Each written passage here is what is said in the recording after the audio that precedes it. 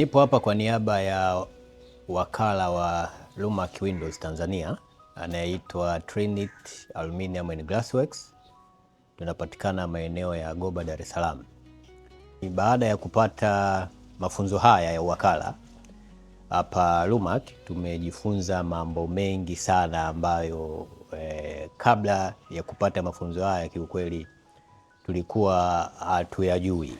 Mambo mbalimbali kwenye masuala mazima ya mauzo kwa maana ya sales, lakini pia tumejifunza mambo mbalimbali ya msingi kwenye masuala ya masoko kwa maana ya marketing. Hapo kabla wengi wetu tulikuwa tunashindwa kujua mipaka, lakini pia ukiacha hilo tumejifunza mambo mbalimbali ya kiufundi kwa maana ya technical aspects, hasa kwenye masuala ya aluminium, kwenye masuala ya kioo na kwenye masuala ya balustrade.